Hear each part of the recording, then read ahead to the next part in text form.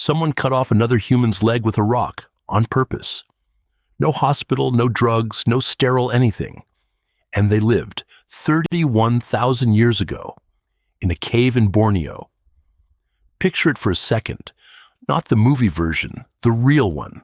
No operating table, no lights, just firelight, damp stone walls, and a group of people who had never seen a wound like this heal, deciding to try anyway. Someone sharpening a stone edge as carefully as they could. Someone else holding the person still. No plan B if it went wrong. Archaeologists found the bones. The leg was gone below the knee, but the remaining bone had healed. Smooth, rounded, regrown at the edge, the way bone does when a body has years, not days, to recover. Someone kept this person alive through infection, through blood loss, through relearning how to move with a body that no longer matched the one they were born with. In the middle of the Ice Age, with nothing we'd recognize as medicine. And that number, 31,000 years, breaks the timeline we thought we understood. For decades, the story went like this. Real surgery started with civilization, Egypt, Greece, cities, writing, organized medicine. Before that, historians assumed humans just survived injuries, or they didn't. No real skill involved. Grunt through it or die. This skeleton says that's wrong. Someone in a small hunter-gatherer band, tens of thousands of years before anyone built a pyramid, knew how to stop bleeding, fight off infection long enough for a wound to seal, and keep a now disabled person fed and protected while their body did the rest. That's not luck. That's knowledge, passed down, practiced and trusted with someone's actual life. Here's where it gets uncomfortable if you sit with it too long.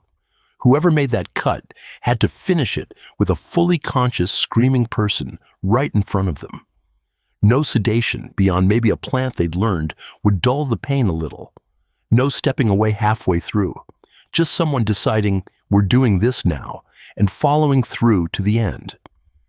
Genuinely do not want to know how that job got assigned in the group. So how did anyone survive this at all?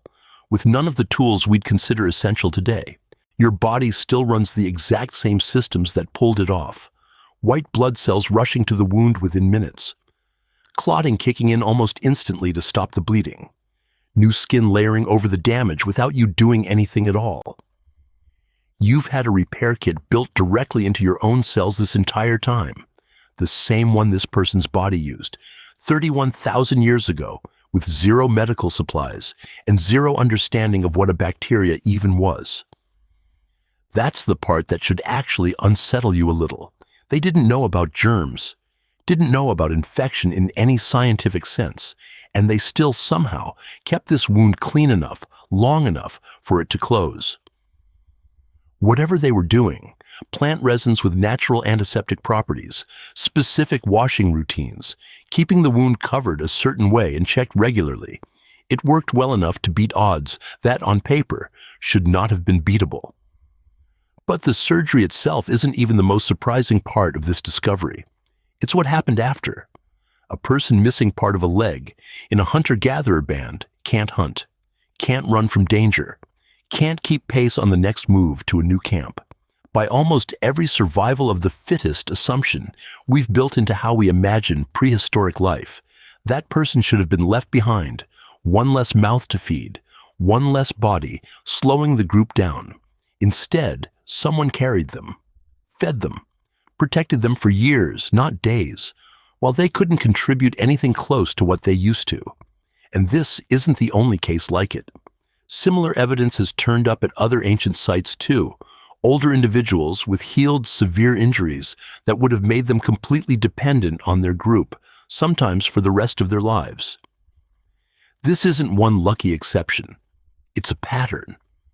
That's the real discovery hiding inside all of this.